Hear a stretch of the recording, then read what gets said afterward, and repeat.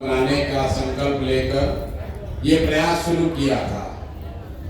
शेखपुरा जहाँ हम रहते हैं, पहले रहते थे, अभी कहीं रहते हैं, वहाँ पर कमरे में कोई 20-25 महिलाएं, 2-3 बैठकें उनकी हुई और हम लोगों ने कहा कि हम लोगों को कोई महिला प्रकोष्ठ नहीं बनाना है, जन सुराज में कोई महिला प्रकोष्ठ नहीं बनाना है। रैली में बस भर के महिला को लाकर स्टेज के सामने बैठाना नहीं है, हम लोग को महिला नेत्री बनानी है। वो महिलाएं जो नेतृत्व करना चाहती हैं। और उसका पहला पैरामीटर ये किया कि कम से कम 40 महिलाएं जरूर चुनाव जीतकर विधानसभा में पहुंचे। ये आज तक 75 साल के इतिहास में किसी दल ने 40 लोगों को, 40 महिलाओं को चुनाव लड़ने का अवसर बिहार में नहीं दिया। महिलाओं ने ये भी कहा, कई महिलाओं ने ये भी कहा भैया आधा हम लोग को मिलना चाहिए, किसी ने कहा भैया वह 1/3 मिलना चाहिए। लेकिन हमने आपको कहा है कि जो कहा है वो करेंगे। ऐसी बात नहीं करना चाहते हैं जो वादा न निभाया जा सके। तो सबसे बात विचार करके ये तय किया गया कि ज्यादा तो नहीं, लेकिन हर लोकसभा में एक सबसे काबिल महिला साथी को जरूर जन सुराज चुनाव लड़ाएगा। तो 40 हो गया, बिहार में 40 लोकसभा है, लेकिन सिर्फ 40 आदमी के विधायक बनने से तो बात नहीं बनेगी। हर गांव में, घर में महिलाओं के बीच से कुछ सशक्त लोगों को खड़ा होना पड़ेगा। बिहार में जब हम 2 बरस पैदल चले तो सबसे ज्यादा कष्ट में अगर कोई दिखा तो महिलाएं दिखी। अगर आपका बच्चा नहीं पढ़ रहा है तो सबसे ज्यादा दिक्कत आप ही को है। अगर रोजगार नहीं मिल रहा है तो आपके घर के ही बच्चे, आपका भाई, आपका बेटा, पति बाहर जाता है। लोग बता रहे हैं कि प्रशांत किशोर घर परिवार छोड़कर 2-2.5 बरस से यहाँ बिहार में घूम रहे हैं। हम अक्सर कहते हैं कि हम तो 2-2.5 बरस से अपना परिवार छोड़ के यहाँ रह रहे हैं। बिहार में ज्यादातर परिवार में स्थिति ये है कि आपकी शादी हुई और आपका पति पलायन कर गया, रोजगार के लिए बाहर चला गया। कोई छठ में घर में शादी विवाह पड़ा, छठ हुआ, दिवाली हुआ तो 10-15 दिन घर आता है, फिर सालों भर बाहर ही उसको रहना।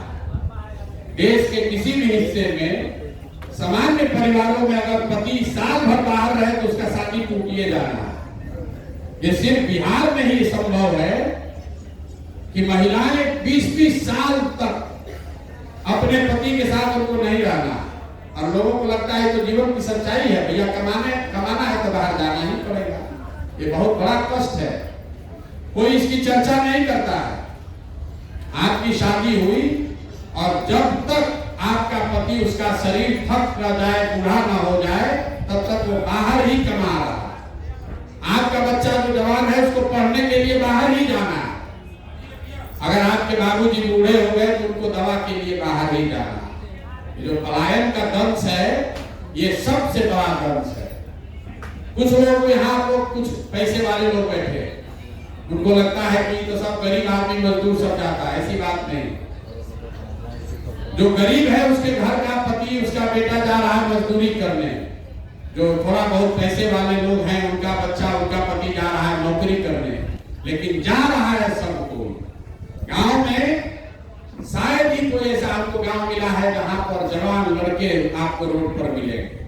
अगर 100 लड़का गांव में है तो 10 से 15-20 को बचा है। चाहे वो पढ़ाई के लिए गया हो, रोजी रोजगार के लिए गया हो, दवाई के लिए गया हो, सबका लड़का बाहर जा रहा है।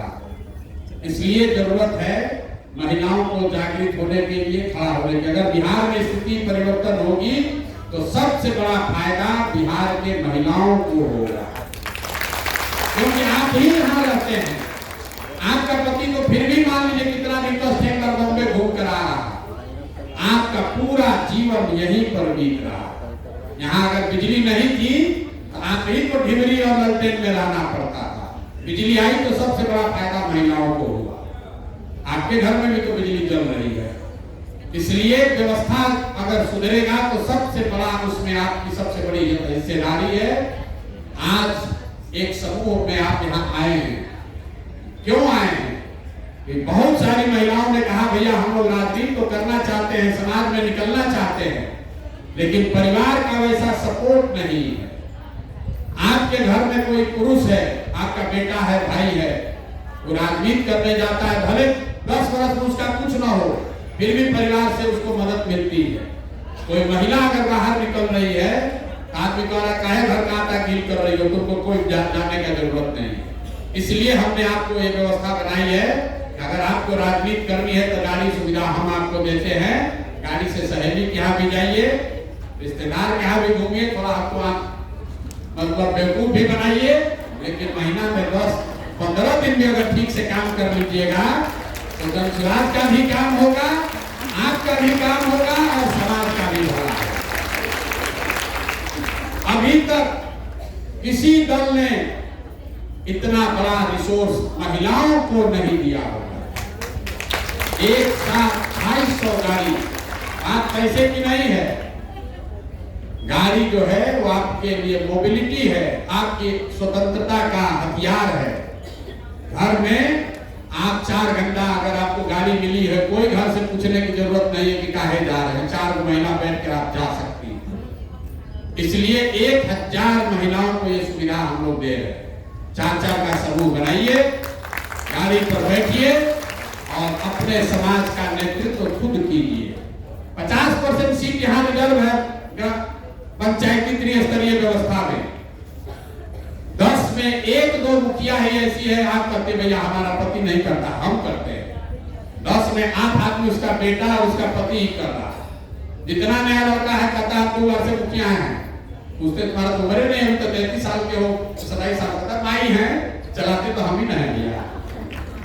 ये स्थिति बदलना चाहिए और आपको साधन मिले, व्यवस्था मिले, सहयोग मिले। अगर आपके पीछे लोग खड़े हो, हाथ पकड़ लें, आप में से बहुत सारे ऐसे काबिल लोग हैं जो खुद से लड़कर आगे बढ़ सकते हैं। आपको किसी प्रकार की जरूरत नहीं है। आप इस व्यवस्था का लाभ उठाइए। चुनाव में कौन जीतेगा कौन हारेगा भाड़ में जाए, जनसुराज जीते हारे उससे प्रशांत किशोर के जीवन पर कोई फर्क नहीं पड़ने वाला। हम एमएलए बनकर रुपया नहीं हमको कमाना, हमको ठेकेदारी नहीं करना है। सरस्वती का आशीर्वाद है, ऊपर वाले की कृपा है, माँ बाप का आशीर्वाद है, जीवन में किसी चीज की कमी नहीं है। लेकिन ये मौका आपके हाथ में है, इसका सदुपयोग कीजिए। गाड़ी एक पहली शुरुआत है। अगर आपकी क्षमता होगी तो कल जब आप मुखिया का चुनाव लड़ोगे तो अपने खर्चा पर आपको चुनाव लड़ाएंगे, आपको किसी के इस्तेमाल के हाथ नहीं बढ़ाएंगे।